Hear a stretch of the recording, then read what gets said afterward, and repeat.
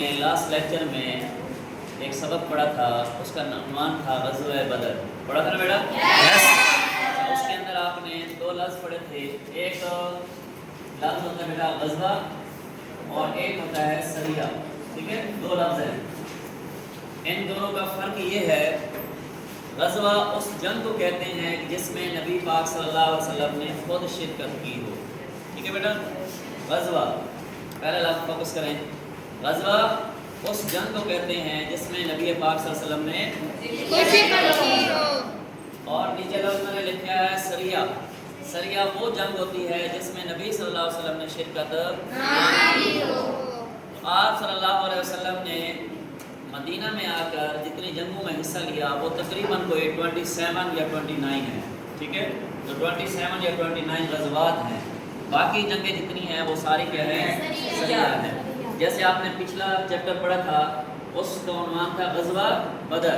یہ بدر پہلے لڑائی جس میں نبی صلی اللہ علیہ وسلم نے شرکت کی. اب ہے غزوہ احد، کہ وہ لڑائی جو احد کے میدان میں لڑی گئی اس میں نبی صلی اللہ علیہ وسلم نے شرکت کی، اس کو کہتے ہیں غزوہ احد. آپ نے پڑھا پچھلے لیکچر میں کہ غزوہ بدر کے اندر مسلمانوں کو اللہ رب العزت نے کامیابی عطا فرمائی تھی کہ مسلمانوں کے 14 مسلمان شہید ہوئے. ان کے مقابلے میں کفار کے 70 آدمی مارے گئے تھے اور اسی طرح 70 آدمی ان کے گرفتار ہوئے تھے بیٹا. اب اتنے بڑے بڑے ان کے سردار جو قتل ہو گئے تھے غزوہ بدر میں، ان کو ان کے بدلہ لینے کی بڑی تمنا تھی کہ ہم کسی طرح مسلمانوں کو کیا کریں، ختم کر دیں. تو انہوں نے اس دوران جب پہلے لڑائی ہوئی 2 ہجری میں رمضان المبارک میں، 1 سال کا وقفہ لیا. کتنے سال کا؟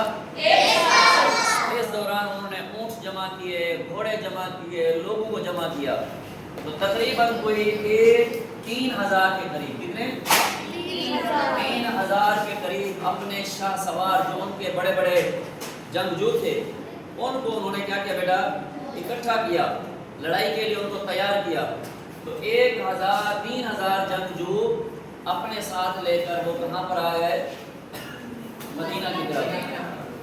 مکہ کے اندر اس وقت حضرت عباس رضی اللہ تعالیٰ عنہ، کیا نام لکھ رہا ہوں؟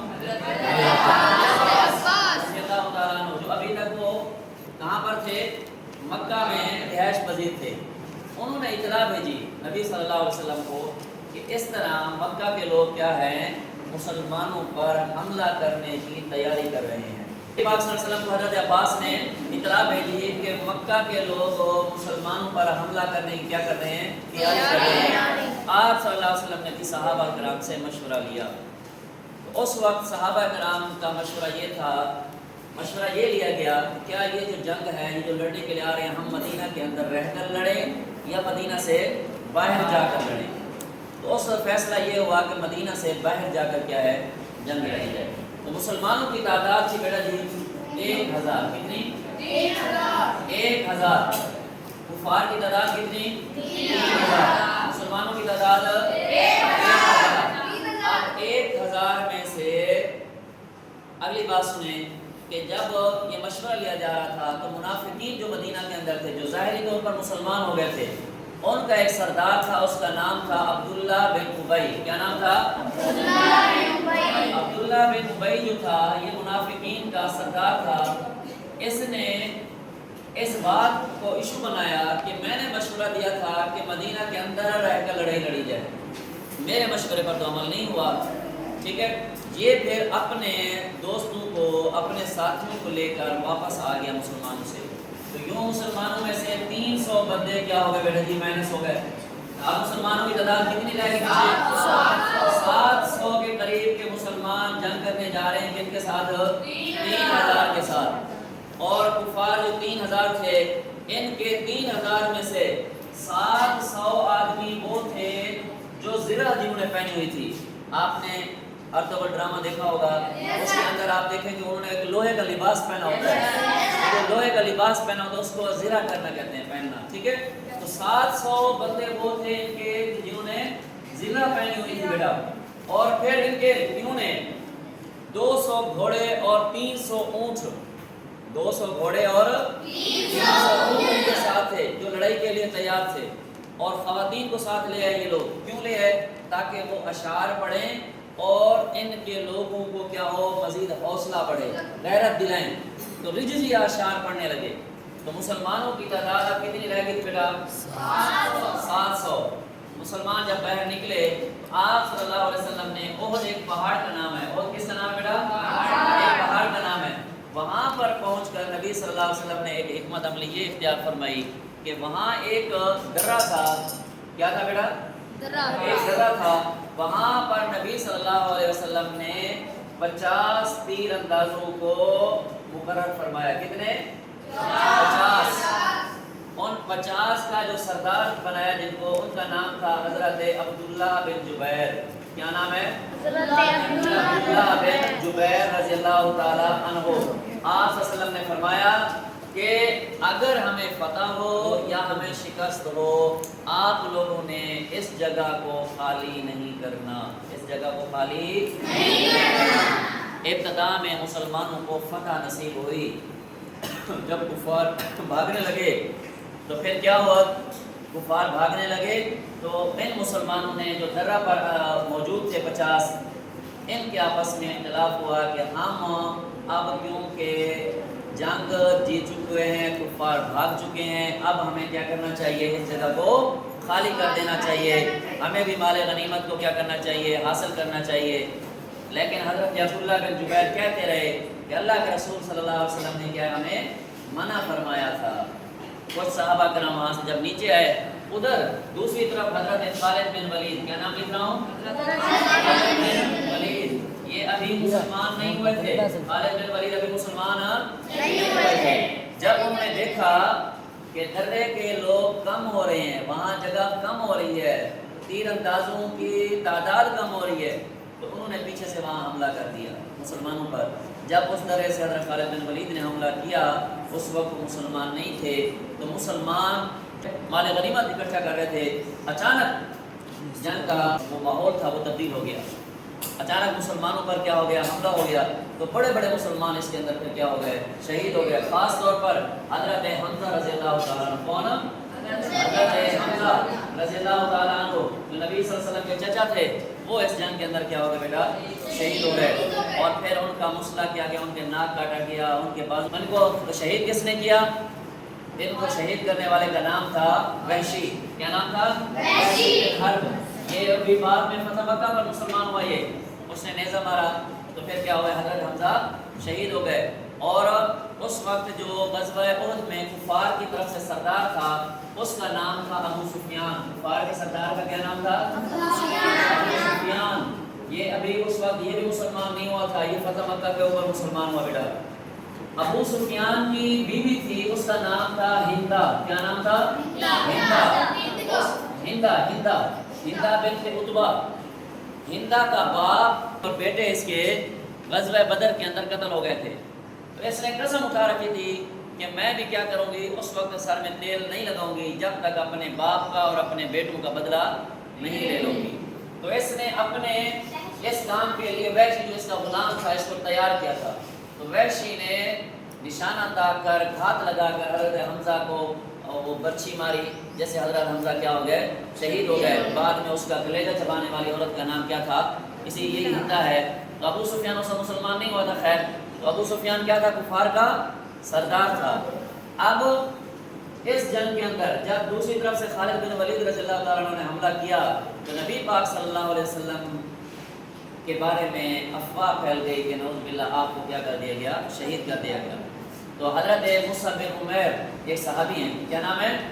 حضرت مصعب بن عمیر، وہ نبی صلی اللہ علیہ وسلم کے ہم شکل تھے، اور غزوہ احد کے اندر جو جھنڈا جن کے ہاتھ میں تھا وہ انہی کے ہاتھ میں تھا۔ جب وہ شہید ہوئے تو پھر مسلمانوں میں افواہ پھیل گئی۔ آپ صلی اللہ علیہ وسلم کے دانت مبارک شہید ہوئے اس جنگ کے اندر۔ آپ صلی اللہ علیہ وسلم کی حفاظت کے لیے اس وقت حضرت علی رضی اللہ تعالیٰ عنہ، حضرت سعد بن ابی وقاص رضی اللہ تعالیٰ عنہ، اور اسی طرح ایک نام ہے طلحہ بن عبید اللہ رضی اللہ تعالیٰ عنہ، انہوں نے بڑی بہادری دکھائی۔ تو آپ صلی اللہ علیہ وسلم فرما رہے تھے کہ آج کا دن طلحہ کا دن ہے۔ آج کا دن کس کا دن ہے؟ طلحہ کا دن ہے۔ تو بہرحال بھائی، شروع کے اندر مسلمانوں کو فتح ہوئی، اور بعد کے اندر مسلمانوں کو اس چھوٹی سی غلطی کی وجہ سے کہ اس درے کو خالی نہیں کرنا تھا، تو خیر اس کے اندر اللہ رب العزت کی طرف سے ایک سبق تھا کہ پیغمبر کی بات کو کسی بھی حال میں تم نے نہیں چھوڑنا، اس کی پیروی کرنی ہے۔ اگر تم نے پیروی نہیں کی تو پھر دیکھیں تمہارے ساتھ کیا ہوا۔ اس جنگ کے اندر 70 مسلمان شہید ہوئے۔ کتنے شہید ہوئے بیٹا؟ 70 مسلمان اس کے جنگ کے اندر پھر شہید ہو گئے، اور کفار کی طرف سے یہاں پر 22 آدمی مارے گئے۔ کتنے مارے گئے؟ 22 آدمی کفار کے قتل ہوئے، اور مسلمانوں کے اس جنگ کے اندر 70 کیا ہوئے؟ شہید ہوئے۔ اور اس سے ہمیں یہ بھی سبق حاصل ہوتا ہے کہ ہمیں رسول اللہ صلی اللہ علیہ وسلم کی ہدایات کو فراموش کرنے اور نظم و ضبط کو چھوڑنے سے کتنا نقصان اٹھانا پڑ سکتا ہے۔ اگر ہم کریں گے ایسا تو پھر کیا ہوگا؟ ہمارے لیے جو فتح ہوتی ہے وہ ہماری فتح کس میں تبدیل ہو جاتی ہے بیٹا؟ نقصان میں، شکست میں تبدیل ہو جاتی ہے۔ شاباش۔ اس جنگ سے یہ بھی ثابت ہوتا ہے کہ رسول اللہ صلی اللہ علیہ وسلم کی اطاعت نہ کرنے کی صورت میں ناقابل تلافی نقصان ہمیں کیا ہے؟ ہو سکتا ہے۔ تو آپ سے کچھ کوشچن کروں گا میں کہ غزوہ احد کب پیش آیا بیٹا؟ میں نے آپ سے پہلے کہا تھا غزوہ احد کب پیش آیا؟ 3 ہجری میں۔ کب ہوا تھا؟ 3 ہجری میں۔ تو غزوہ احد پیش آیا 3 ہجری میں بیٹا، اور غزوہ احد میں سازش کرنے والے جو منافق سردار عبداللہ بن عبید، عبداللہ بن ابی، شاباش۔ اور اسی طرح مشرکین کے لشکر کی قیادت کون کر رہا تھا؟ ابو سفیان۔ اور اسی طرح درے کے تیر اندازوں کو جو قیادت سونپی گئی ان کا سردار کون تھا؟ حضرت عبداللہ بن جبیر رضی اللہ تعالیٰ عنہ۔ اور غزوہ احد میں مسلمان 50 کتنی ہے؟ 70 بیٹا ادھر دیکھیں بورڈ پر کتنی تعداد لکھی ہوئی ہے؟ 70۔ تو اب آپ کو ان کے سب کے سوالوں کے جواب بھی بورڈ پر کیا ہے بیٹا؟ مل گئے کہ غزوہ احد کب اور کہاں پیش آیا؟ غزوہ احد 3 ہجری میں احد کے مقام پر کیا ہے؟ پیش آیا۔ غزوہ احد کا سبب کیا تھا بیٹا؟ غزوہ احد کا سبب مسلمانوں کو شاندار جو غزوہ بدر میں فتح نصیب ہوئی تھی، اس کے بعد عرب لوگوں کو اندازہ ہو گیا کہ مسلمان معمولی قوت نہیں رہے۔ پیج نمبر آپ کا 39، پیج نمبر 39 نشان لگا لیں۔ پہلا شارٹ کوسچن، پہلی لائن، چیپٹر کی پہلی لائن، غزوہ احد 7 شوال 3 ہجری کو جبل احد کے پاس ہوا۔ غزوہ احد کے اسباب، دوسرا شارٹ کوسچن بیٹا، غزوہ بدر میں مسلمانوں کو شاندار فتح نصیب ہوئی، اس کے بعد عرب کے لوگوں کو اندازہ ہو گیا کہ مسلمان معمولی قوت نہیں رہے۔ شکست کھانے کے بعد مشرکین مکہ غصے میں تھے اور اپنی شکست کا بدلہ لینا چاہتے تھے۔